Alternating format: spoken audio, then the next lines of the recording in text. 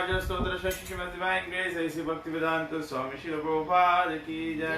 ISKCON बिबड़ी फाचार्य Srila Prabhupada की जय। ISKCON गुरु वृंद की जय। श्री गुरु परंपरा की जय। गंगामय जमुनामय की जय। भक्ति देवी तुलसी महारानी की जय। रामाचार्य श्रीदास ठाकुर की जय। प्रेम से कहो श्री कृष्ण चैतन्य प्रभु नित्यानंद श्री अद्वैत गदाधर श्रीवासदि गौर भक्त वृंद की जय। श्री गौनिताय भगवान की जय। श्री सीताराम लक्ष्मण भक्त हनुमान की जय। श्री राधा कृष्ण गोपीनाथ श्याम कुंड राधा कुंड गिरि गोवर्धन की जय। श्री राधा गोलोक बिहारी लता देवी की जय। युग धर्म हरे कृष्ण महामंत्र की जय। श्री कृष्ण नाम संकीर्तन की जय। पतित पावन श्री चैतन्य महाप्रभु की जय। श्री रामायण महारानी की जय। श्री रामनवमी महोत्सव की जय। निताई गौ प्रेमानंदे हरि हरि। हरे कृष्णा। ओम अज्ञानतिमिरन्धस्य ज्ञानञ्जनाशलाकया चक्षुरुन्मीलितं येन तस्मै श्रीगुरवे नमः। श्रीचैतन्यमनोभीष्टं स्थापितं येन भूतले स्वयं रूपकदा मह्यं ददाति स्वापदान्तिकम्। वन्देऽहं श्रीगुरु श्रीयुतपदकमलं श्रीगुरुन् वैष्णवंश्च श्रीरूपं साग्रजातं सागन रघुनाथान्वितं तं सजीवं साद्वैतं सावधूतं परिजनसहितं श्रीकृष्ण चैतन्यदेवं श्रीराधा कृष्णपादान् सागना ललिता श्रीविशाखान्वितं च। हे कृष्ण करुणा सिन्धु दीनबन्धु जगत्पते गोपेश गोपिकाकान्त राधाकान्त नमस्तुते। तप्त कंचन गौरंगी राधे वृंदावनेश्वरी वृषभानुसुते देवी प्रणमामि हरिप्रिये। वाञ्छाकल्पतरुभ्यश्च कृपा सिन्धुभ्येव च पतितानं पावनेभ्यो वैष्णवेभ्यो नमो नमः। नमः ओं विष्णुपादाय कृष्णप्रेष्ठाय भूतले श्रीमते भक्तिवेदांत स्वामिनिति नामिने। नमस्ते सरस्वती देवे गौरवाणी प्रचारिणे निर्विशेष शून्यवादी पाश्चात्य देशतारिणे। जय श्री कृष्ण चैतन्य प्रभु नित्यानंद श्री अद्वैत गदाधर श्रीवासदि गौर भक्त वृंद। हरे कृष्ण कृष्ण कृष्ण हरे हरे हरे राम राम राम हरे हरे। हरे कृष्ण कृष्ण कृष्ण हरे हरे हरे राम राम राम हरे हरे। हरे कृष्ण कृष्ण कृष्ण हरे हरे हरे राम राम राम हरे हरे। हरे कृष्ण।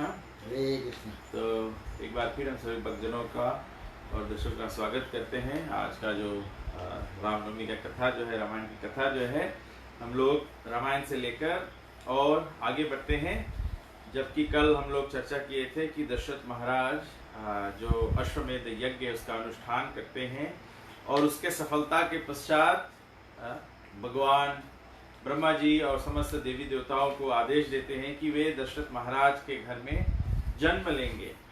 तो ऋषिशृंग के कहने पर महाराज दशरथ फिर पुत्रेष्टि यज्ञ का अनुष्ठान करते हैं, संपन्न करते हैं।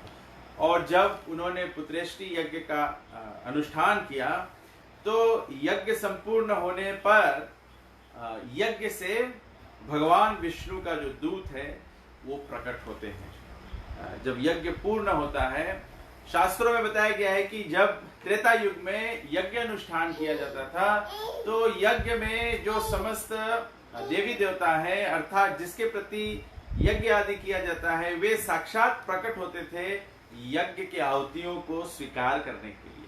तो दशरथ महाराज से जब यज्ञ संपन्न हुआ, जब यज्ञ से प्रसन्न हुए भगवान, तो भगवान का एक दूत विष्णु दूत जो है वो दिव्य स्वरूप में उस यज्ञ से प्रकट हुए और उस यज्ञ से प्रकट होकर उनके दशरथ महाराज को उन्होंने खीर जो है वो प्रस्तुत किया। और इस तरह से दशरथ महाराज से विष्णुदूत कहते हैं कि मैं विष्णु भगवान का सेवक हूं, दूत हूं और आपके लिए ये प्रसाद जो खीर है वो लेकर आया। तो हाथ जोड़कर अपने कर कमलों को जोड़ते हुए दशरथ महाराज विष्णुदूत से प्रार्थना करते हैं कि कृपया हमें आदेश दीजिए कि मैं क्या करूं। तो आचार्य जन समझाते हैं कि भगवान के जो भक्त होते हैं वे हमारे जीवन में हमेशा अच्छा उपदेश देते हैं। तो अपने जीवन में कभी भी कुछ करना होता है तो भक्तों का गाइडेंस लेना होता है, गुरु का गाइडेंस लेना होता है। तो जब विष्णु दूत ऐसे प्रकट हुए तो भगवान विष्णु के जो दूत थे उन्होंने ये कथन कहा दशरथ महाराज से कि ये खीर का जो कटोरा है ये तुम्हारे दोनों यज्ञ के सफलता का फल है। अश्वमेध यज्ञ और प्रतिष्ठि यज्ञ का जो सक्सेस था, जो सफलता था, उसका ये प्रसाद है। और कहता है कि ये खीर जो है तुम अपने तीनों रानियों में वितरण कर दो और उनके द्वारा तुम्हें 4 संतान प्राप्त होंगे जो तुम्हारे यश को, जो रघुकुल के यश को विख्यात कर देंगे। महाराज दशरथ अत्यंत प्रसन्न हुए और प्रसन्न होते हुए ये क्षीर को स्वीकारते हैं और विष्णु दूत की परिक्रमा करते, यज्ञ की परिक्रमा करते हैं। परिक्रमा करके आशीर्वाद लेके और भगवान विष्णु के जो दूत थे वे अप्रकट हो गए और महाराज दशरथ फिर जो खीर था अपने रानियों में वितरण किया, क्योंकि वो बहुत ही उत्सुक थे कि उनके राज में दशरथ महाराज वृद्धावस्था को प्राप्त कर लिए थे। और जैसे हमने गए दिनों में चर्चा सुना था कि दशरथ महाराज का केवल एक ही शोक था कि उनका कोई पुत्र संतान नहीं था जो उनके रघुकुल को आगे बढ़ाए। तो इस प्रकार से दशरथ महाराज बहुत ही प्रसन्न थे। महाराज दशरथ ने क्या किया, जो खीर था उसका आधा भाग उन्होंने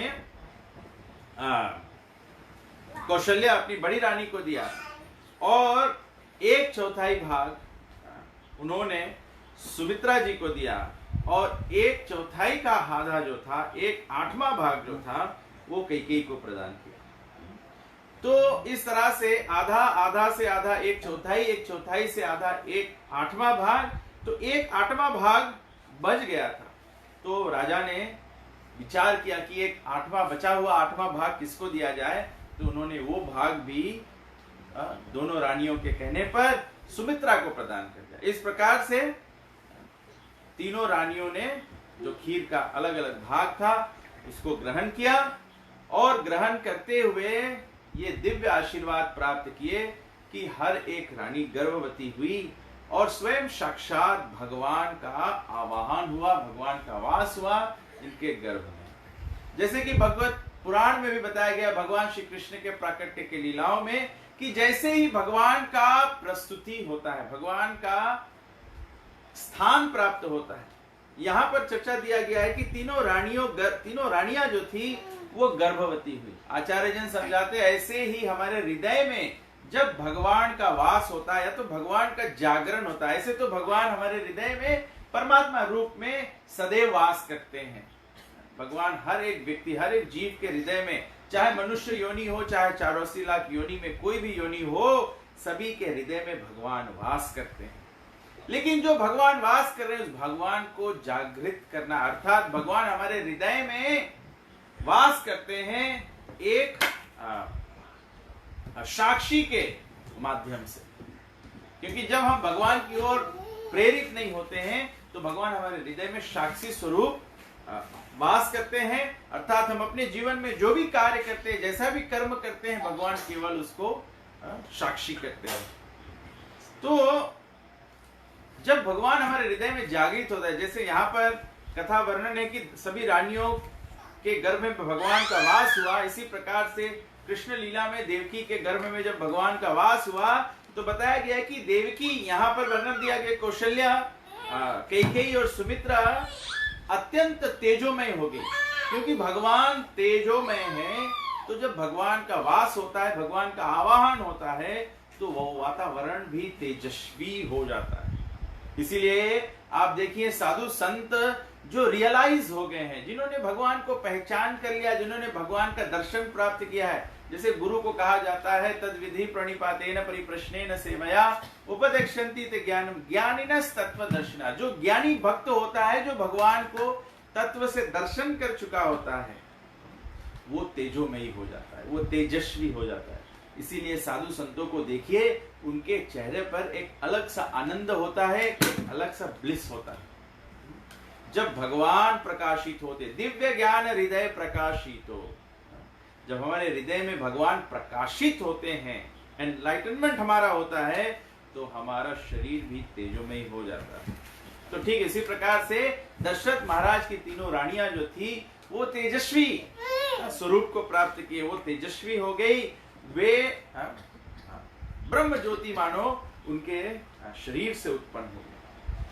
तो इधर भगवान का गर्भ में स्थान प्राप्त हुआ, देवकी कौशल्या और केकई और सुमित्रा के गर्भ में, और उधर ब्रह्मा जी समस्त देवी देवताओं को, जैसे हमने कल चर्चा सुना था, भगवान कहते हैं कि मनुष्य रूप में भगवान प्रकट हो रहे हैं, तो देवी देवता कौन से रूप में प्रकट होंगे? तो ब्रह्मा जी कहते हैं कि सभी देवी देवता जाओ और वानर प्रजा की उत्पत्ति करो। भगवान विष्णु का प्राकट्य होने ही वाला है, मतलब भगवान माताओं के गर्भ में स्थित हो गए हैं। बताया गया है जैसे संसार में हमारा जन्म होता है, ऐसे भगवान का जन्म नहीं होता है। भगवान क्या करते हैं? भगवान पहले दशरथ महाराज के मन में, ध्यान से भगवान मन में प्रकट होते हैं, मन से हृदय में, फिर दशरथ महाराज के हृदय से तीनों रानियों के हृदय में, और तीनों रानियों के हृदय और मन को शुद्ध करते हुए फिर, क्योंकि भगवान साधारण मनुष्य जैसे प्रकट होते हैं, तो भगवान माताओं के गर्भ में स्थित हो जाते हैं। जब भगवान का जन्म होता है तो भगवान साधारण बालक की तरह जन्म नहीं लेते हैं, भगवान प्रकट होते हैं। वो माता के गर्भ से पहले भगवान कौशल्या के सामने चतुर्भुज रूप में प्रकट होते हैं। ये आश्वासन दिलाते हैं कि वे स्वयं साक्षात भगवान हैं। दशरथ महाराज और कौशल्या गए जन्म में कश्यप और अदिति थे। उन्होंने बहुत तपस्या किया था, भगवान जैसे संतान चाहते थे। तो भगवान जैसा तो दूसरा कोई है नहीं, एकले ईश्वर कृष्णा अर सब भृत्या, केवल भगवान ही एक परम पुरुषोत्तम है, भगवान जैसा दूसरा कोई नहीं है। तो ऐसा वरदान का जब उन्होंने मांग किया, तो भगवान के पास दूसरा कोई चारा नहीं था, स्वयं खुद ही उनके संतान के रूप में प्रकट हुए। तो जैसे भगवान गर्भ में स्थित हुए, उधर ब्रह्मा जी ने सभी देवी देवताओं को आदेश दिया कि वे जाए पृथ्वी पर और वानर योनि प्राप्त किए।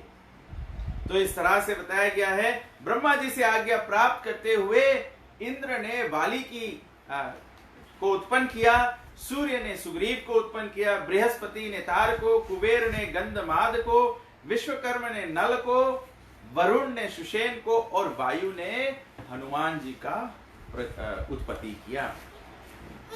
और इसके अलावा बताया गया है अनेक वानर योनि में अनेक देवी देवता सब भगवान को सहयोग देने के लिए, भगवान के लीला में भाग लेने के लिए प्रकट हो। भगवान के लीलाओं में भाग लेना भगवान की सेवा है। बताया गया है कि जब भगवान पृथ्वी पर प्रकट होते हैं, जब जब धर्म की हानि होती है, अधर्म बढ़ जाता है, तो भगवान प्रकट होते हैं। और जब भगवान प्रकट होते हैं तो भगवान खुद, भगवान की शक्ति, भगवान के भक्त, भगवान के पैराफर्नेलिया, भगवत धाम सब भगवान अपने साथ में लेकर आते हैं। और इस तरह से बताया गया है क्योंकि रावण का वध करना था, तो समस्त वानरों ने, समस्त देवी देवताओं ने ऐसे ऐसे वानर रूप में प्रकट हुए, जो जैसे बताया गया है मानो पर्वतों की ऊंची, जैसे पर्वतों के शिखर के जैसे ऊंचे ऊंचे थे। और बताया गया है कि 3 श्रेणी में वानर उत्पन्न हुए। एक जो बेया थे, और दूसरा जो मंकीज थे, वानर थे, बंदर थे, और तीसरे बताया गया है, तीसरे को वानर बताया गया। वानर मतलब जिनके लंबे लंबे पूंछ होते हैं। जैसे हनुमान जी जब लंका में गए थे, तो हनुमान जी का पूंछ का उन्होंने आसन बना लिया था। तो ऐसे ऐसे वानरों की उत्पत्ति हुई, ऐसे ऐसे। और बताया गया है, वाल्मीकि रामायण में बताया गया कि उस समय 10 करोड़ वानर उत्पन्न हो गए, और ये सब वन में विचर रहे थे, और वन में कंद मूल का भोजन करते थे, और इस प्रकार से बताया गया है कि प्रभुपाद जी कहते हैं the whole world was overrun by them. इनकी संख्या इतना हो गई मानो एकदम भीड़ लग गया बानर का। तो उधर बताया गया है कि जब पुत्रेष्टि यज्ञ संपूर्ण हुआ तो दशरथ महाराज अत्यंत प्रसन्न हुए और ब्राह्मणों को जितने आए मेहमान थे सभी लोगों को बहुत बहुत दान दिया। ऋष्यशृंग और उनकी जो पत्नी थी दशरथ महाराज की बेटी जो थी शांता, उनको भी उन्होंने बहुत दान से सुशोभित किया।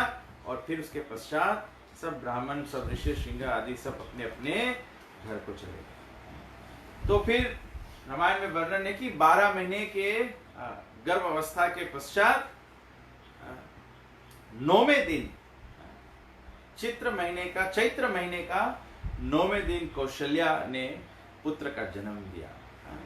भगवान श्री रामचंद्र जी का जन्म हुआ। बताया गया है भगवान जब प्रकट हुए ये दिव्य बालक के आंखें जो थे वे लाल रंग के थे, उनके होठ लाल थे, लंबे लंबे उनके भुजाएं थे और वे समस्त मंगलमय चिन्ह से प्रकट थे। भगवान जो होते हैं भगवान के हृदय में शंख चक्र पद्म गदा कुश आदि का सब चिन्ह होता है, हाथों में पैरों में, ऐसे भगवान को पहचान जाता है। भगवान की भुजाएं जो है भगवान के घुटने तक लंबे लंबे होते हैं, ये भगवान की पहचान है। भगवान कोई साधारण मनुष्य नहीं होते हैं या भगवान कोई तपस्या से कोई भगवान नहीं बन जाता है, कोई साधन से भगवान नहीं बन जाता है। भगवान स्वयं साक्षात प्रकट होते हैं, विष्णु तत्व होते हैं। तो जब भगवान का प्रकट होता है तो ऐसे सब चिन्ह होते हैं भगवान को पहचानने के लिए।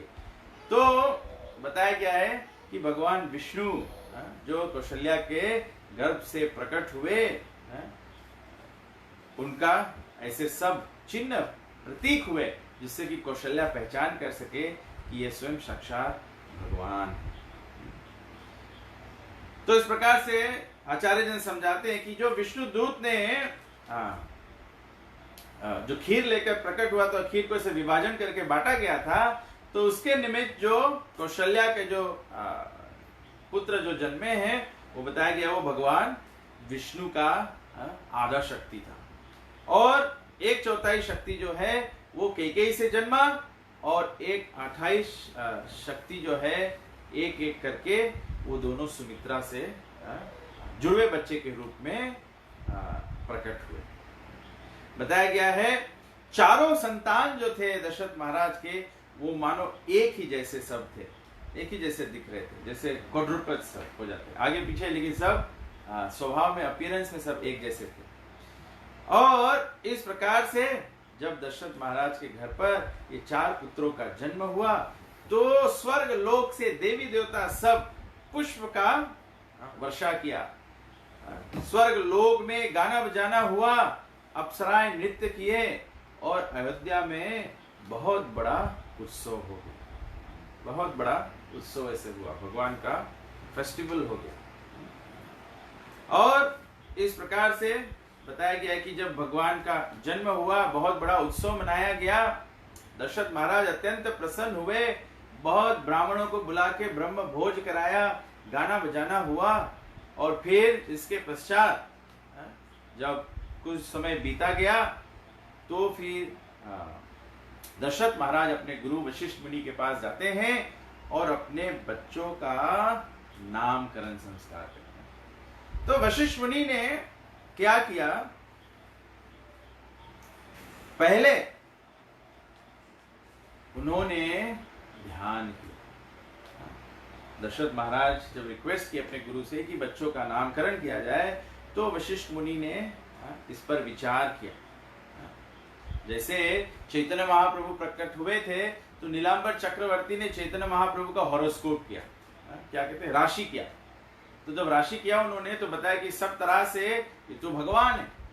ठीक इसी प्रकार से वशिष्ठ मुनि किए और वशिष्ठ मुनि फिर चुनकर भगवान को नाम देते हैं। तो भगवान को नाम देते हैं और बताते हैं कि जो पहला सबसे बड़ा पुत्र है तुम्हारा, इसका नाम राम हो, इसका नाम राम होगा।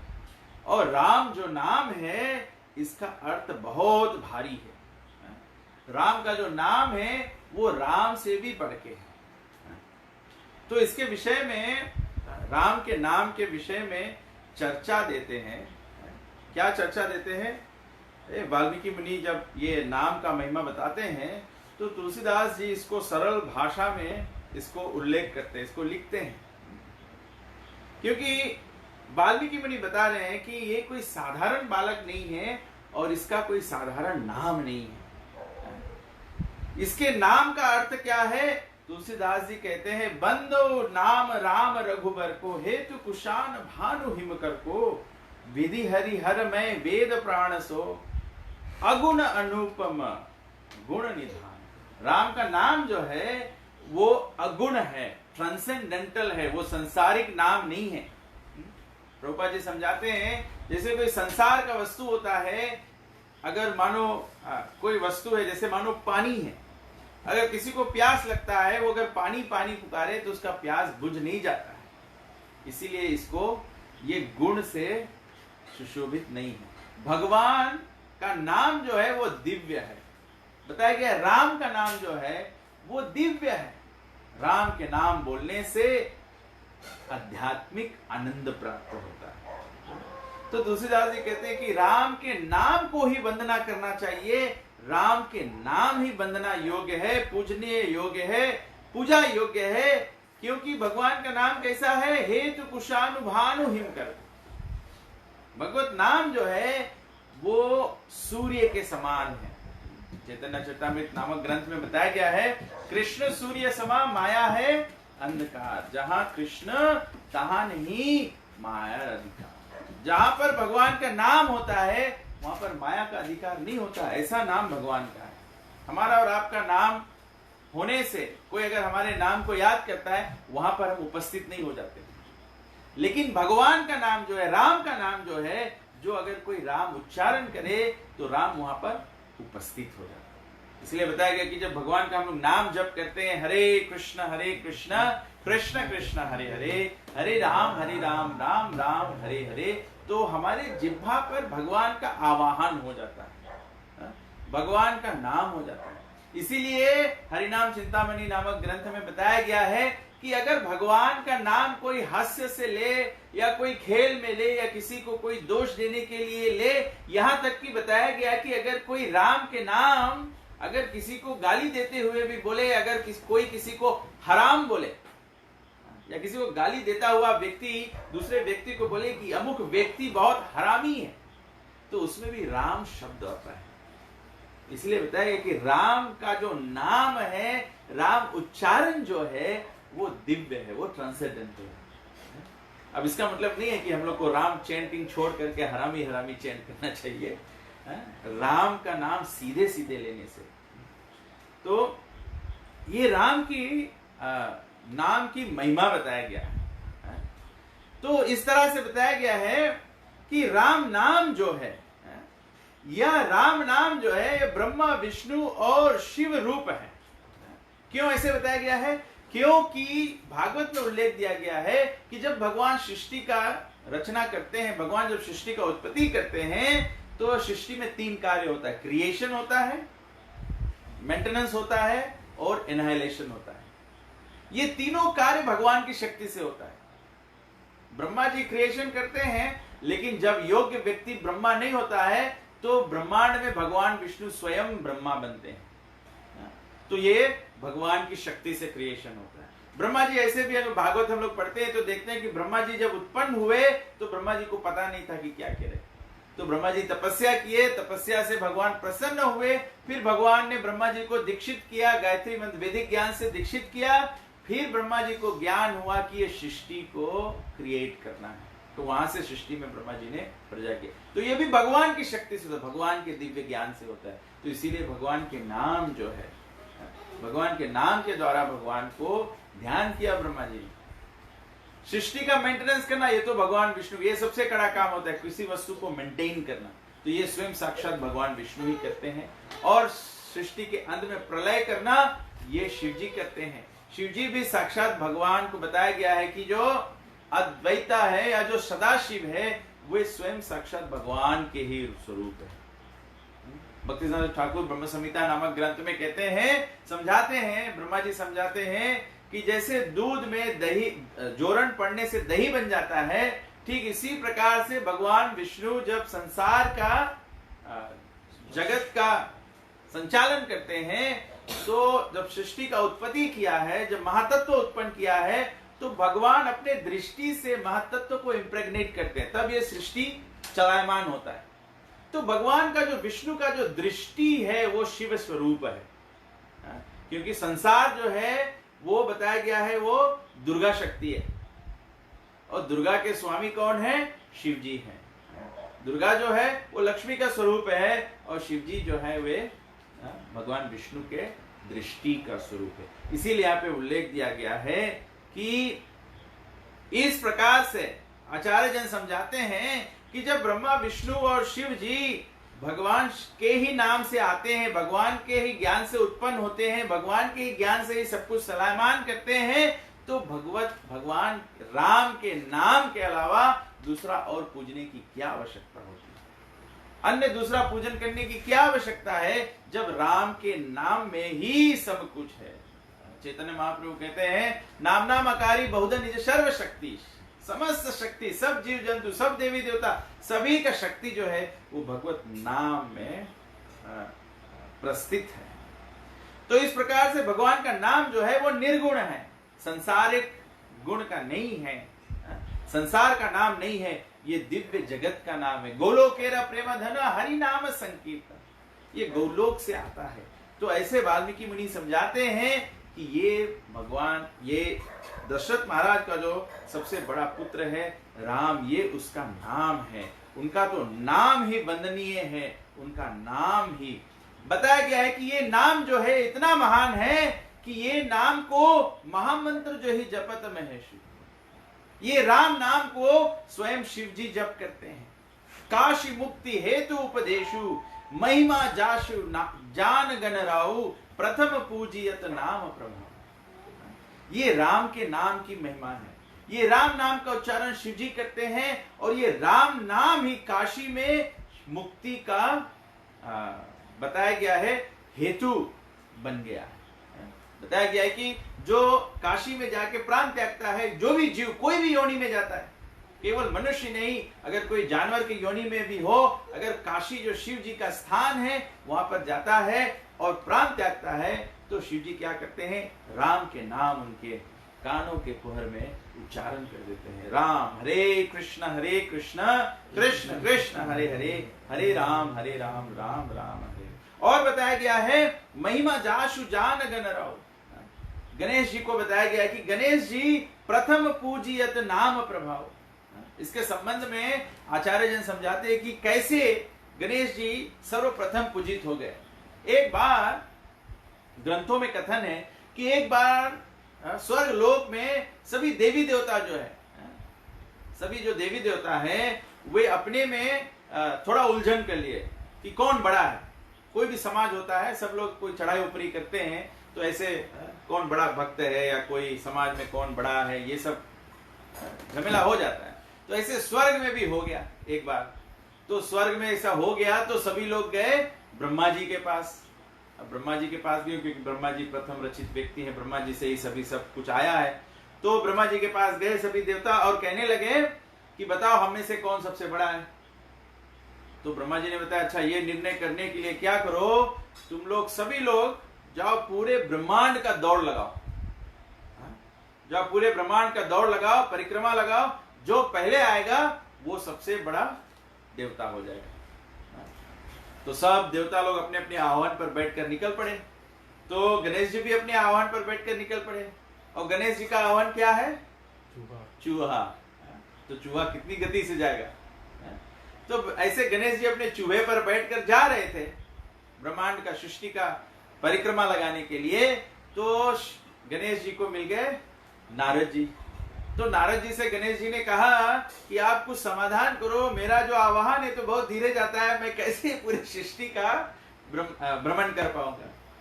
तो नारद जी ने गणेश जी को उपाय बताया। उन्होंने कहा गणेश जी को कि तुम पृथ्वी पर, भूमि पर राम का नाम लिखो और राम के नाम का परिक्रमा कर दो, सारी सृष्टि का परिक्रमा हो जाएगा। इसकी पुष्टि आचार्य ने कहते हैं कि भगवान श्री रामचंद्र जी का बाल लीला वर्णन किया गया है कि एक बार कौशल्या ने भी भगवान श्री रामचंद्र जी के मुख में सारा ब्रह्मांड देखा था। काकभूषण का वर्णन है, उन्होंने ब्रह्मांड, भगवान श्री राम से पूरा ब्रह्मांड देखा। जैसे जसोदा जी एक बार भगवान श्री कृष्ण मिट्टी खा गई तो उनका मुख खोला तो उसके मुख में पूरा ब्रह्मांड देखा। तो भगवान राम के नाम का पूजन करना, नाम का उच्चारण करना, मतलब समस्त सृष्टि को कृष्ण तुष्टम जगत तुष्टम, ये बहुत ही महत्वपूर्ण बात है। हम लोग कभी कभी भक्तजन भी अपने भगवत नाम का जो उच्चारण का जो व्रत है उसको सीरियसली नहीं लेते हैं, क्योंकि हम लोग नाम की महिमा नहीं जानते। We don't realize by worshiping Krishna's holy name we worship the whole creation. इसीलिए केवल भक्त बनने, प्रभुपाद जी ने कहा है knowledge without devotion is mental speculation. Philosophy without devotion is mental speculation, or devotion without philosophy is sentimentalism. इसका मतलब होता है कोई केवल भक्ति करता है, कोई पूजा पाठ में भक्त हो गया, लेकिन ज्ञान नहीं है तो वो केवल भावुकता है। और कोई व्यक्ति के पास ज्ञान है और भक्ति नहीं है, सेवा भाव नहीं है, तो वो केवल मेंटल स्पेकुलेशन होता है। तो भक्त, प्रभुपाद जी कहते हैं भक्त कैसा होना चाहिए? भक्त मतलब भक्ति का भाव होना चाहिए और वो भाव ज्ञान पर, तत्व ज्ञान पर निर्धारित होना चाहिए। You cannot be a devotee without knowledge. One has to be. अगर आप देखेंगे, सबरी का भी उदाहरण देखेंगे, हम लोग बोलेंगे सबरी पढ़ी लिखी नहीं थी, अनपढ़ थी, गंवार थी, लेकिन उनको नॉलेज था। नॉलेज क्या था? कि Ram is the supreme personality of God है। उनके गुरु ने उनको बताया था कि राम इस माध्यम से आएंगे, इस मार्ग पर फूल बिछाओ तो भगवान आएंगे।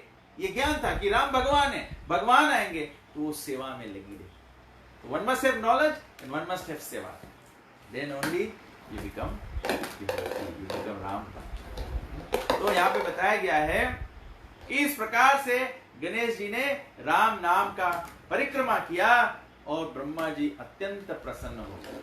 तो जब तक दूसरे सब देवी देवता चक्कर काट के आए तो गणेश जी यहाँ पर पहले से थे और ब्रह्मा जी ने घोषणा कर दिया कि समस्त देवी देवताओं में सबसे प्रथम, सबसे बड़े माने जाएंगे गणेश जी, इसीलिए गणेश जी को सबसे पहला पूजा दिया जाएगा। आज भी हम लोग देखते हैं हमारे सनातन धर्म में कोई भी पूजा देवी देवताओं का किया जाता है तो सबसे पहले गणेश जी का पूजा किया जाता है। जब कोई राम का करता है, कृष्ण का करता है, विष्णु का कथा करता है तो डायरेक्ट भगवान का पूजा किया जाता है, तब गणेश की पहले करने की आवश्यकता नहीं है।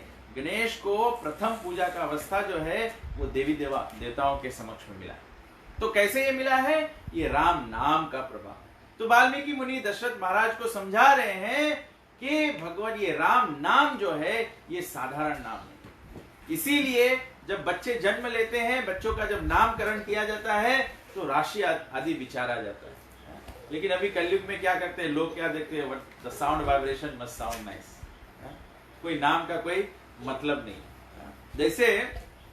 जैसे कृष्ण नाम है, कृष्ण नाम का मतलब है ऑल अट्रैक्टिव। तो लोगों को मॉडर्न में कृष्ण नाम नहीं अच्छा लगता है, तो लोग क्या करते हैं? कृष्ण को थोड़ा मॉडर्नाइज करने के लिए नाम रख देते हैं तृष्णा। कभी आप सुने होंगे किसी का नाम होगा तृष्णा। तृष्णा का मतलब होता है, अर्थ होता है डेजर्ट। डिजर्ट नहीं, डेजर्ट, सूखा हुआ, रूखा। कृष्ण सर्व आकर्षक है और तृष्णा ड्राई। तो लोग केवल इस पर जाते हैं। इसीलिए वैदिक सभ्यता था कि राशि विचार के नाम रखा। तो गुरु वशिष्ठ कहते हैं कि ये राम के नाम की महिमा है। बताया गया राम के महिमा में बताते हैं, नाम के महिमा में बताते हैं जान आदि कवि नाम प्रभाव भयो शुद्ध करी उल्टा जा। राम नाम की महिमा क्या है कि जो आदि कवि मतलब जो ओरिजिनल राइटर ऑफ रामायण है। ओरिजिनल राइटर ऑफ रामायण कौन है? वाल्मीकि मुनि। वाल्मीकि मुनि को बताया गया है भयो शुद्ध करी उल्टा जा। सभी लोग वाल्मीकि मुनि की कथा जानते हैं कि वाल्मीकि मुनि अपने जीवन में पहले एक डाकू थे। उनका नाम था रत्नाकर। तो एक बार वन में जब वो विचरण कर रहे थे तो वहां से सप्त ऋषि जा रहे थे। तो रत्नाकर ने क्या किया? सप्त ऋषियों को बांध लिया, उनको लूटने का प्रयास किया। तो सप्त ऋषियों ने कहा कि हम लोग तो साधु संत है और बताया ये जो तुम काम कर रहे हो पाप है, तुमको भगवत नाम लेना चाहिए। तो क्योंकि अपना जीवन बहुत पाप में रखता, लुटेरा था, तो वाल्मीकि मुनि सीधे राम का नाम ले नहीं पा रहा था। तो उसको बताया कि उल्टा नाम ले, मरा मरा मरा, मरा मारो, किसी को मारो, मरा।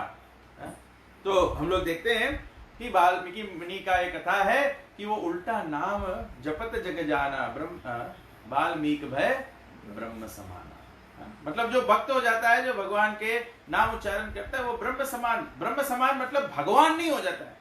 जैसे भगवान सच्चिदानंद है वैसे भक्त भी शाश्वत जीवन की प्राप्ति करता है, दिव्य शरीर प्राप्त करता है, भगवत जगत को प्राप्त करता है। तो भक्त भी सच्चिदानंद हो जाता है। वो हमेशा भगवान का सेवक ही रहता है लेकिन दिव्य हो जाता है, ट्रांसेंडेंटल हो जाता है। इसीलिए बताया गया है कि केवल मोक्ष के पश्चात दिव्य नहीं होता है, वो एक जीवन में ही ट्रांसेंडेंटल हो जाता है। इसीलिए साधु संत जहां भी जाते हैं वातावरण पवित्र कर देते हैं। साधु संतों से हम लोग कथा सुन लेते हैं तो हमारा हृदय शुद्ध हो जाता है, हमारा मन शुद्ध हो जाता है, हम भक्ति के पथ पर उतर आते हैं। तो इस प्रकार से बताया राम नाम का यह भी प्रभाव है कि अगर राम नाम कोई उल्टा भी जाप करे तो भी शुद्धि हो जाएगी। और राम नाम की महिमा में बताया गया है सहस नाम सम सुनी शिव बानी जपे जे पिए संग भवानी। ये कथा वर्णन आता है पद्म पुराण से कि पद्म पुराण में वर्णन है कि एक बार शिव जी भवानी के साथ में, पार्वती के साथ में भोजन करने वाले थे और पार्वती कहती है कि भोजन करने से पहले हमें विष्णु सहस्त्र नाम उच्चारण करना चाहिए। जैसे हम लोग देखते हैं ना, क्रिश्चियंस लोग प्रेया बोलते हैं कुछ भी भोजन करने से पहले। हिंदुस्तानी लोग नहीं बोल पाते, साधारण सनातनी लोग नहीं बोल पाते हैं। अगर दिवाली का भी फंक्शन हो तो प्रेया बोलने का समय आता है तो कोई ईसाई धर्म वाले को बोलेंगे कि प्रेया बोलो, तो bless the food in the name of the Holi spirit, आमीन। तो यह बताया गया है कि पार्वती का ऐसा व्रत था कि भोजन लेने से पहले भगवान का विष्णु सहस्त्र नाम बोले। तो शिव जी ने बताया पार्वती माता को कि एक राम नाम बोलने से 1000 विष्णु सहस्त्र नाम के तुल्य है। तो इसीलिए यहां बताया गया है सहस्र नाम सम सुनी शिव वाणी। कौन सुनी? पार्वती जी सुनी, दुर्गा जी शिव जी के वाणी से सुनी कि सहस्र नाम, सहस्र विष्णु नाम एक राम नाम के बराबर है। तो बताया गया है कि जपी जय पिए संग भवानी। यहां पे बताया गया है कि ये राम नाम जो है इसका जाप जो है दुर्गा देवी भी करती है। जो लोग भी दुर्गा देवी जी का पूजन करते हैं, जो देवी का पूजन करते हैं, आप देखते हैं देवी के 10 हाथ होते हैं, उनमें अलग अलग अस्त्र शस्त्र होते हैं, एक हाथ में जपमाला होता है। वो जपमाला में क्या करती है? राम का नाम उच्चारण करती है। यहाँ पे रामायण में लिखा है जपी जय पिए संग भवानी। इसीलिए दुर्गा जी का एक नाम क्या है? वैष्णवी। लोग तीर्थ करने जाते हैं, भारत में तीर्थ करने जाते हैं तो लोग कहते हैं हम वैष्णो देवी जाएंगे। क्यों वैष्णो देवी कहते हैं? क्यों वैष्णो कहते हैं? क्योंकि वो विष्णु का नाम उच्चारण करती है, वो राम का नाम उच्चारण करती है, वो वैष्णवी है, वो बहुत बड़ी भक्त है भगवान श्री रामचंद्र। तो इस प्रकार से बताया गया है कि नाम के प्रभाव से, नाम प्रभाव जान शिवनी को कालकूट फलु दीन हमी को। बताया गया है कि जब समुद्र मंथन हुआ तो शिव जी को बताया गया कि जब हलाहल विष उत्पन्न हुआ समुद्र मंथन से, तो शिव जी को बताया गया कि तुमको ये पी लेना चाहिए। तो बताया गया कि शिव जी ने क्या किया? राम नाम लेकर हलाहल विष पी गए। और जब राम नाम लेके हलाहल विष पी गए तो फल क्या हुआ? कालकूट फलु दीन ही अमी को, अमृत हो गया। जो कालकूट विष था वो राम नाम के प्रभाव से अमृत हो गया। इसी प्रकार से संसार का जो विष है, चैतन्य महाप्रभु कहते हैं विषय अछरिय कबे शुद्ध हवे मन। ये संसार का विषय भोग जो है, विषय वासना जो है, ये कब छूटेगा और कब हमारा हृदय शुद्ध होगा? ये संसार का विष जो है ये कैसे छूटेगा? राम नाम से छूटेगा। इसीलिए भक्त संसार में जब व्यतीत कर रहा है अपना जीवन, हम और आप आम लोग जब संसार में अपना जीवन निर्वाह कर रहे हैं तो हम लोग भी काम क्रोध मन मोह लोभ मद मोह मत्सर्य से पीड़ित हैं। ये मलिनता हमारे में भी है, लेकिन ये मलिनता जो है ये कैसे शुद्ध हो? ये राम नाम से शुद्ध हो जाएगा। ये राम नाम से शुद्ध हो जाएगा। बताया गया है कि भक्त संसार में रहते हुए भी संसार माया उसको व्यापता नहीं है, लेकिन ये संसार ये माया जो है भक्त के लिए मोक्ष का माध्यम बन जाता है। ये संसार का जो इच्छा है, संसार का विष जो है, ये भक्त के लिए अमृत बन जाता है। कैसे बन जाता है? क्योंकि जब भक्त होता है, जो भक्त व्यक्ति होता है, वो संसार से भयभीत रहता है। भयभीत रहता है मतलब कि अगर संसारिक कार्य करेंगे तो जन्म मृत्यु के चक्कर में हम लोग पड़े रह जाएंगे। इसीलिए रामायण में बताया कि जान बूझ नर करे ढिठाई, डूबा जाए और था नहीं पाए। You will go into the repeated cycle of birth and death unlimitedly. जन्म जन्मांतर तक हम लोग ऐसे जन्म मृत्यु के चक्कर में भ्रमते रहे। तो ये संसार में रहते हुए संसार से भी भक्त डरता नहीं है। संसार एक माध्यम बन जाता है मोक्ष के लिए। संसार की अवस्था जो है, संसार का जो दुखी अवस्था है, संसार का जो पीड़ित अवस्था है, संसार के जो त्रिताप है, वो सब भक्त के जीवन में प्रेरणा बन जाता है भगवान प्राप्ति करने के लिए। और इसीलिए यहां बताया गया कि कालकूट भी शिव जी को अमृत का फल देता है, क्योंकि उन्होंने राम नाम का शरण लिया है। तो इस प्रकार से राम नाम के महिमा में बताया गया है कि भगवान के नाम जो है, जप ही नाम जन आरत भारी, मिटे ही कुसंकट हो ही सुखारी। भगवत नाम जो है, अगर कोई थोड़ा सी भी जाप कर ले, उसके बड़ा से बड़ा आपत्ति मिट जाता है। भगवत गीता में भगवान कहते हैं स्वल्पमपि यस्य धर्मस्य त्रायतो महतो भयात्। अगर कोई अनजाने में भी भगवान के नाम जप कर ले तो उसके बड़ा से बड़ा दुख मिट जाता है। तो भक्तजन का क्या कहना, जो नियमित रूप से 16 माला का जप करते हैं, जो गुरु के आज्ञा पे भगवान की प्रसन्नता के लिए भगवान का नाम उच्चारण करते हैं। आचार्य जन कहते हैं आगे, और भगवान के नाम के महिमा में बताया गया है, नाम प्रसाद शंभु अविनाशी, साजु अमंगल मंगल राशि। बताया गया है कि शिव जी का जो आभूषण है वो वास्तव में शमशान का राख है और मुंडों का माला पहनते हैं। ये अवस्था, ऐसा स्वरूप होते हुए भी, उसको अमंगल स्वरूप होते हुए भी शिव जी को मंगल माना जाता है। शिव जी को पूजा जाता है, मंगलमयता का दायक माना जाता है कि मंगल प्रदान करते हैं। भले ही उनका शरीर जो है वो शमशान के राख से क्यों लिप्त है, लेकिन यह अवस्था कैसे होता है? क्योंकि शिव जी भी भगवान का नाम लेते हैं। और बताया गया है सूक सनक आदि सिद्ध मुनि जोगी, नाम प्रसाद ब्रह्म सुख भोगी। बताया गया है जो व्यक्ति भगवान के नाम का उच्चारण करता है, राम नाम लेता है, वो व्यक्ति ब्रह्म सुख का भोगी हो जाता है। मतलब उसको ब्रह्म सुख प्राप्त होता है। You are able to experience spiritual bliss, आनंद। मटीरियल नहीं, संसार का आनंद नहीं। संसार का आनंद क्या है? संसार और दिव्य आनंद में फर्क क्या है? What is the difference between material happiness and spiritual happiness? Material happiness is temporary, it comes to an end. भोजन करते हैं हम, अच्छा लगेगा, फिर समाप्त हो जाएगा। संसार का कोई काम करेंगे हम लोग, संसार में पैसा भी बनाएंगे, फिर हैप्पीनेस आएगा, फिर पैसा खलास हो जाएगा, फिर हैप्पीनेस खलास हो जाएगा। Spiritual happiness eternal. एक बार हम ब्रह्म में स्थित हो जाए, ब्रह्म भूत प्रसन्न आत्मा, ब्रह्म के स्तर में स्थित हो जाए, तो हम ब्रह्म सुख, इटर्नल हैप्पीनेस, भगवत जगत धाम की प्राप्ति का अधिकारी हो जाएंगे। हम लोग वैकुंठ के अधिकारी हो जाएंगे।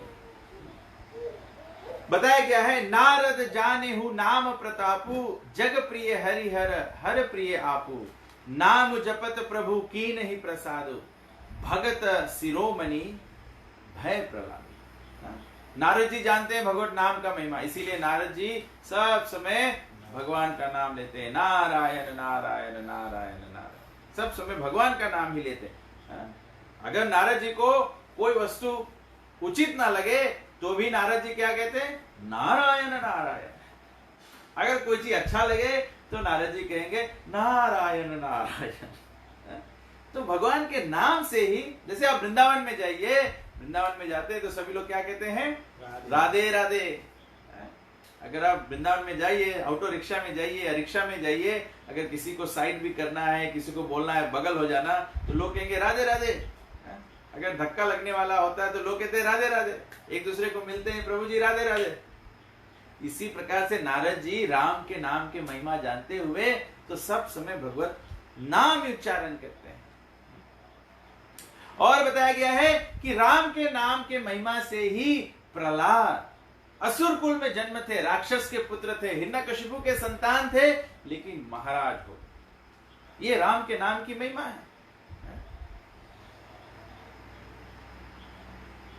इसी प्रकार से ध्रुव शाश्वत अवस्था को प्राप्त हुए। ध्रुव तारा सभी लोग जानते हैं। ध्रुव महाराज जो 6 साल के बच्चे थे, वे जाके तप किए, भगवान के नाम उच्चारण किए, वो शाश्वत अवस्था को प्राप्त किए। पायो अचल अनूपम ठाओ, सुमरि पवन सुत पवन पावन नामु, अपने वस करी राखे राम। बताया गया है पवन पुत्र कौन है, हनुमान जी। हनुमान जी आचार्य जन समझाते हैं, उदाहरण के तुल्य समझाते हैं, किसी प्रकार से हनुमान जी का अपमान नहीं कर रहे हैं, लेकिन ये समझाने का एक माध्यम, एक बात को समझाने का ध्येय से कहते हैं कि हनुमान जी तो वानर है, मनुष्य भी नहीं है, वानर जाति से है, और वानर जाति के होते हुए भी सुमिर ही क्या करते हैं, सब समय केवल राम का स्मरण करते हैं। राम राम राम राम राम राम ऐसा स्मरण करते हुए क्या करते हैं, राम को अपने वश में कर लिया, राम को अपने वश में कर लिया। सभी को एक कथा याद है, जब अयोध्या वापस आए भगवान श्री रामचंद्र जी लंका के युद्ध के पास में, तो सभी सेनाओं को, सभी वानरों को अलग अलग उपहार बांटे, तो हनुमान जी को भी उपहार दिया। हनुमान जी को उपहार में क्या दिया, मोती का हार दिया। तो हनुमान जी क्या किए, हर एक मोती के कड़ी को तोड़ तोड़ कर देखते हैं। तो महल में किसी ने कहा कि हनुमान जी क्या कर रहे हो, तो हनुमान जी ने कहा कि मैं इसमें सीताराम ढूंढ रहा हूं। तो राम को बोला गया कि ये तो वानर है, ये क्या जाने मोती क्या क्या कीमत होता है। तो हनुमान जी ने कहा कि नहीं, कीमत है सीता और राम का। अगर इसमें सीता और राम नहीं है तो मोती के हार का कोई कीमत नहीं है। तब वहां पर ये हनुमान जी का लीला आता है कि हनुमान जी ने अपना छाती खोलकर और सीताराम का दर्शन किया। ऐसे हमारे जीवन में भी अगर भगवान नहीं है तो हमारे जीवन का कोई तुल्य नहीं। हम लोग हनुमान जी की तरह छाती तो नहीं फाड़ सकते हैं कि राम दिखाई दे, लेकिन हम लोग अपना गला और मुंह फाड़ सकते हैं, हरे कृष्ण कृष्ण कृष्ण हरे हरे, हरे राम राम राम हरे हरे। जब हम 16 माला का जप करेंगे तब भगवान हमारे हृदय में रहेंगे, तब हम हनुमान जैसे हो सकते हैं कि हम रोज भगवान के नाम ले। हरे कृष्ण कृष्ण कृष्ण हरे हरे, हरे राम राम राम हरे हरे। और नाम की महिमा में अन्य भक्तों का उदाहरण भी दिया गया। अपतु अजामिल गजुगनिकाओ, भय मुक्ति हरि नाम प्रभाव। हाँ? ये चौपाई में तुलसीदास जी कहते हैं कि अजामिल भगवान के नाम से बच गए। अजामिल की कथा सभी लोग जानते हैं। अजामिल 80 वर्ष का वृद्ध हो गया था, बहुत पाप में जीवन व्यतीत कर रहा था। ऐसे तो शुरू में ब्राह्मण था, लेकिन एक केवल how did Ajamil become polluted and off track from path of devotional service? He just saw a scene of a prostitute associating with a low class man in the forest when he went to get firewood for him. केवल उन्होंने एक दृष्टि देख लिया, अनुचित scene देख लिया था। वो सीन देखने से वो सीन उसके मन में बैठ गया, वो सीन उसके मन में बैठ गया, उसके मेडिटेशन बन गया। उसके मेडिटेशन बनने के पश्चात में क्या किया? अजामिल गया, वही वैश्या को अपने घर में लेकर आ गया। ब्राह्मण था लेकिन असत्संग। असत्संग मतलब केवल व्यक्ति के असत्संग नहीं, दृष्टि, सभी इंद्रियों का असत्संग होता है। जब मुख से गाली निकले तो असत्संग है, मतलब दूषित वाणी निकल रहा है। नाक, नासिका बना है भगवान के प्रसाद का, सुंदर सुंदर प्रसाद का महक लेने के लिए। लेकिन अगर कोई मांस भक्षण करता है, वो मांस कोई बनाता है तो उसका सुगंध कोई लेता है, तो ये सत्संग है। कान बना है भगवान की कथा सुनने के लिए। जब हम लोग संसार का गाली गलौज सुनेंगे, संसार का बॉलीवुड गाना सुनेंगे, तो ये कान का असत्संग है, कान का असत्संग है। आंख बना है भगवान के दृष्टि, भगवान के दर्शन प्राप्त करने के लिए। अगर आंखों से हम अनुचित चीज देखेंगे, अनुचित दृश्य देखेंगे, तो ये असत्संग है। हाथ और स्पर्श, चमड़ी जो बने हैं, वो भगवान की सेवा करने के लिए। अगर हाथों से हम अनुचित वस्तुओं को छुएंगे तो ये चमड़ी का असत्संग है। तो पांचों इंद्रियों का असत्संग, असत कार्य होता है। तो अजामिल का केवल आंखों का असत्संग हो गया।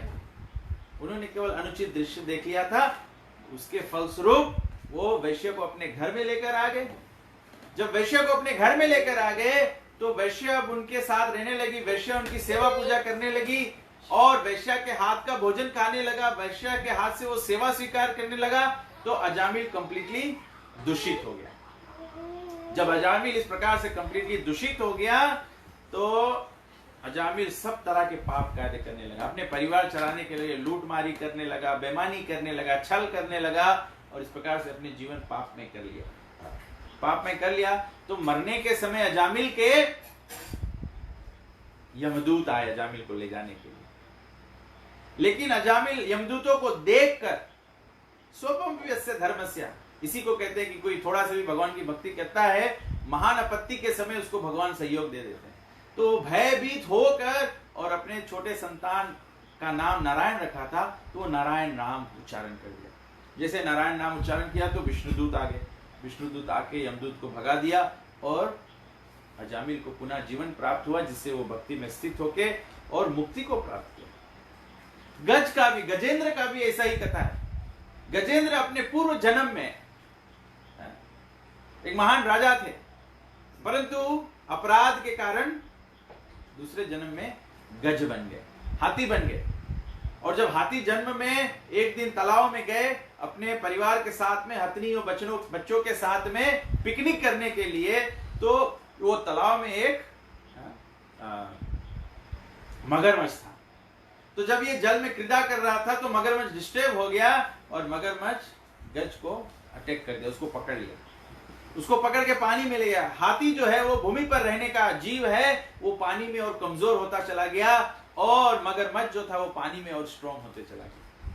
आचार्य जन समझाते हैं कि इसी प्रकार से हम और आप जीव जो है वो भगवान के शाश्वत जन्म में धाम में रहने वाले हैं। ये संसार हमारा स्थान नहीं है, इसीलिए हम लोग संसार में आते हैं, हम लोग वीक होते चले जा रहे हैं। हम लोग सबको स्पिरिचुअलिटी के लिए फाइट करते हैं, हम लोग आध्यात्मिक होना चाहते हैं, लेकिन संसार का मोह माया हमको डुबाते चला जाता है, क्योंकि ये स्थान हमारा नहीं है। तो स्थान को कैसे दिव्य बनाए? भगवान के नाम द्वारा। हरे कृष्ण कृष्ण कृष्ण हरे हरे, हरे राम राम राम हरे हरे।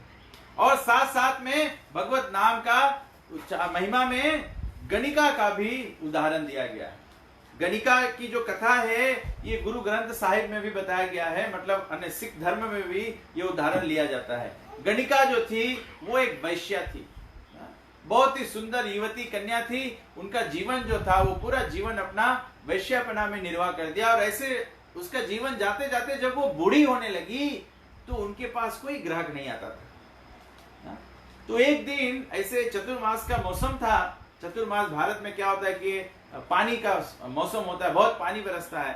तो एक दिन एक चतुर्मास के रात्रि को ऐसे गणिका अपने घर के द्वार पर खड़ी हुई इंतजार कर रही थी कि कोई ग्राहक उनका आ जाए, लेकिन कोई ग्राहक नहीं आया।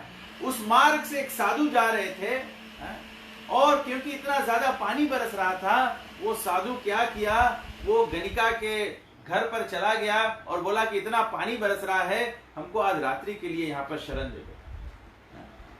तो गणिका ने क्या किया, वो साधु को वहां पर शरण दे दिया और साधु को उन्होंने सेवा कर दिया, उनको रहने का स्थान दिया, उनको भोजन आदि परोस दिया, उनको सेवा कर दिया। तो साधु ने ये सेवा स्वीकार कर लिया, और फिर गणिका ने अपना चरित्र बताया और बताया कि साधु को दया हुआ। तो साधु ने कहा, सोचा कि कैसे गणिका का उद्धार किया जाए। तो साधु ने गणिका को कहा कि तुम भगवान का नाम लो। लेकिन गणिका का जीवन सब समय पाप से लिप्त था, तो उनका भी वाल्मीकि जैसा उनको भी भगवान का नाम नहीं आता था। तो साधु ने एक उपाय डिवाइस किया। जो साधु जा रहा था, तो साधु के साथ में वो अपने साथ में एक पैरट ले जा रहा था। पैरट सभी लोग जानते हैं, पैरट को सिखाया जा सकता है, वो मनुष्य जैसे बात कर सकते हैं। तो आचार्य जन समझाते हैं कि गणिका की कथा में ऐसे है कि साधु ने क्या किया, ये पैरट जो है वो गणिका को दे दिया, और गणिका को कहा कि ये पैरट को राम राम राम राम सिखला दो। तो गणिका ने क्या किया, ये पैरट को राम नाम सिखलाने लगी। ऐसे तो पैरट जल्दी से सीख जाते हैं, लेकिन ये भगवान का लीला था, भगवान का योजना था कि ये पैरट जो था ये थोड़ा बुद्धू पैरट था, वो जल्दी से सीख नहीं रहा था। तो गणिका उसको रोज रोज सिखलाते जाते, और ऐसे सिखलाते जब तक ये पैरट जो है ये सीख पाए, ये सुख जो है वो सीख पाए, तब तक तो गणिका को स्वयं भगवान के नाम में आनंद लगने लगा। और इस तरह से वो राम नाम बोलते बोलते और अपने मृत्यु को प्राप्त की। तो मृत्यु के समय भी उन्होंने राम का नाम ही उच्चारण, क्योंकि राम उसके कंठस्थ हो गया। जैसे चैतन्य चरितामृत में गंगा माता गोस्वामिनी की कथा है कि गंगा माता गोस्वामिनी चैतन्य महाप्रभु के लीला में वर्णन है कि ये इतनी महान भक्त थी कि उनका जिह्वा जो है वो भगवान नाम लेने से रुकता ही नहीं था। बताया गया है कि वो अपने जिह्वा को अपने दोनों दांतों के बीच में दबाकर रोकना चाहती थी कि भगवान का नाम नहीं उच्चारण हो, क्योंकि वो जो भी सभा में भी बैठती थी, कहीं पे भी जाती थी, उसके मुख से हरे कृष्ण कृष्ण कृष्ण हरे हरे, हरे राम राम राम हरे हरे, ऐसे नाम निकलते ही रहता था। तो इसी प्रकार से गणिका का भी राम राम राम राम उसके मुख से निकलते जाता था। तो गणिका अपने मृत्यु के समय पर आई, और मृत्यु के समय भी उनके नाम मुख से ये राम नाम ही उच्चारण हुआ। तो इस प्रकार से बताया गया है कि नाम जो राम का है वो बताया गया वो कल्प तरु के समान है, डिजायर ट्री के समान है, कल्प वृक्ष की तरह है। ब्रह्म संहिता में वर्णन है, कल्प वृक्ष ऐसा वृक्ष होता है भगवान के जगत में, वैकुंठ में, कि वो वृक्ष के नीचे जाके जो भी इच्छा करो वो पूर्ण हो जाता है। तो राम नाम जो है ये ऐसा है। दशरथ महाराज को वाल्मीकि मुनि समझाते हैं कि ये बच्चे का नाम राम है, और राम के नाम जो है बताया गया राम से भी बढ़कर एक राम जो है वो अहिल्या को जाके चरण छुआती है, तो अहिल्या पत्थर, जो स्त्री पत्थर बन गई थी, अहिल्या गौतम ऋषि की नारी जो थी अहिल्या, जो पत्थर बन गई थी, उसको तारण कर दिया। लेकिन राम के नाम जो है, देखो कितने भक्तों का उदाहरण दिया है, कितने भक्तों को उदाहरण कर दिया। तो ये राम नाम साधारण नहीं है, ये राम नाम जो है ये भगवान श्री रामचंद्र जी के राम नाम कर्ण पे ही वाल्मीकि मुनि दशरथ महाराज को बता दिया। और फिर दूसरे संतान जो थे दूसरे संतान को बताया इसका नाम होगा भरत। भरत मतलब जो सब समय दिव्य ज्ञान में होता है। भगवान सच्चित आनंद है। चित मतलब transcendental knowledge, always full of knowledge. Bharat सब समय नॉलेज से परिपूर्ण था। आचार्य जन उदाहरण देते हैं, जब कैकेयी ने महाराज दशरथ से भरत के लिए राज मान लिया, भरत जब अपने मामा के घर से वापस आए तो अपने माता पर बहुत क्रोधित हो गए, क्योंकि उसको ट्रांसेंडेंटल नॉलेज था। वो संपूर्णता नॉलेज में शरणागत थे भगवान पर। वो जानते थे कि राजा तो केवल राम ही हो सकते हैं। इसीलिए वो राम के पीछे पीछे गए कि राम तू वापस आ जा, मैं वनवास में चला जाता हूं। राम ने कहा नहीं, मुझे पिता का वचन जो है पूर्ण करना है। तो वो कहते हैं कि जब तक तू वनवास में रहेगा, आपकी पादुकाएं अयोध्या के राज चलाएंगे। दिस इज नॉलेज कि the supreme personality of godhead is in supreme control. एकले ईश्वर कृष्ण आर्य सर्वभृत्या। भरत भी विष्णु का ही अंश है, लेकिन स्वयं भगवान के सेवक है। केवल भगवान, एक परम पुरुषोत्तम कृष्ण भगवान है, राम भगवान है, और दूसरे सब अवतार भी उनके स्वयं सेवक। तो इसीलिए दूसरे बच्चे का नाम भरत हो। तीसरे बच्चे का नाम लक्ष्मण। लक्ष्मण मतलब जो भगवान की सेवा के समस्त लक्षण प्रस्तुत करता है। जब राम को वनवास हुआ, लक्ष्मण तुरंत चलेगा। ही ओनली फॉलोज राम। वो जैसे राम का परछाई। आचार्य जन कहते हैं हमारा जीवन भी ऐसा ही होना चाहिए। इसलिए भगवान कहते हैं सर्वधर्मान परित्यज्य माम एकम शरणं। We should have only one goal in life, that is to follow the word of, follow the lotus feet of Ram. भगवान का अनुयायी बन जाओ, भगवान का सेवक बन जाओ। यही जीवन का लक्ष्य है। दूसरा सब कोई चीज इंपॉर्टेंट नहीं है। दूसरा जीवन में कुछ इंपॉर्टेंट नहीं है। When death will stand before you, nothing matters except for your devotion to the lotus feet of Lord Ram. Lakshman ये सिखलाते हैं। दूसरा सभी कुछ छोड़ दो जीवन में। लक्ष्मण भी राज छोड़ दिया अयोध्या का, सभी कुछ महल का सुख छोड़ दिया और राम के पीछे चले गए। ऐसा हमारा जीवन होना चाहिए। भगवान के पीछे भागना चाहिए, संसार के पीछे नहीं भागना चाहिए। और तीसरा चौथा जो संतान था उसका नाम होगा शत्रुघ्न, जो अपने शत्रुओं पर विजय प्राप्त करता है। विष्णु हमेशा शत्रुओं पर विजय प्राप्त करते हैं। अनेक उपाय कर ले राक्षस, लेकिन भगवान विष्णु से कभी कोई परे नहीं हो पाता है। इसी प्रकार से साधारण जीव भी अपने जो शत्रु है, हमारे शत्रु कौन है? काम, क्रोध, मद, मोह, लोभ, मद, मत्सर्य। हमको संसार की कामना है। काम, क्रोध हमारा शत्रु है। विनाश काले चा विपरीत बुद्धि। जब विनाश के समय आ जाता है आदमी क्रोध करता है। काम, क्रोध, मद, मैडनेस। संसार के वस्तु के पीछे हम लोग मैड हो जाते हैं। हमारे कमाई में नहीं होता है, हम लोग अत्यधिक कमाई करते हैं वो प्राप्त करने के लिए। और टाइम कहां सेक्रीफाइस करते हैं? Spiritual time, chanting time, reading time, ये सब सेक्रीफाइस कर देते हैं अगर जब हम एक बार संसार के वस्तु के पीछे पागल हो जाते हैं। काम, क्रोध, मद, लोभ, ग्रीड, लालच भी हमारा पतन कर देता है। हम लोग देख कितने संसार के इतिहास हम लोग देखे हैं। ग्रीड में क्या होता है? भाई भाई को मार देता है। ग्रीड ऐसा होता है। संतान बाप को मार देता है धन के लिए, लालच में, प्रॉपर्टी के लालच में। पीपल किल वन अनदर। ये ग्रीड का इफेक्ट है। काम, क्रोध, मद, मोह, लोभ। मोह, लोभ इज ग्रीड। मोह मीन्स इल्यूजन हो जाते हैं हम लोग। क्या सत्य उसकी पहचान नहीं कर पाते हम लोग सोचते हैं हमारा शरीर ये शाश्वत है। शरीर तो मर जाने वाला है, लेकिन जिंदगी भर हम लोग काम करते हैं शरीर को हष्ट पुष्ट रखने के लिए। आत्मा सूख के एकदम कुड़कुड़ हो जाता है। बस क्योंकि हम लोग आत्मा में भगवत नाम का सींचन डाला ही है।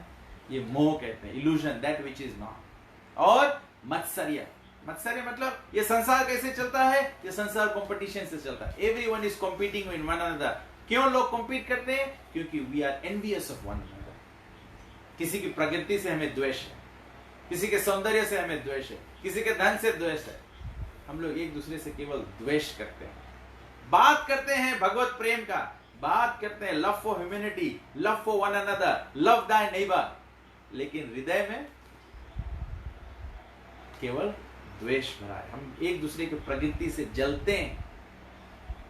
एक देश दूसरे देश से जलता है, एक व्यक्ति दूसरे व्यक्ति से जलता है, तो ये हमारे शत्रु है। We should not succumb to this. हमें इसके कंट्रोल में नहीं आ जाना चाहिए है?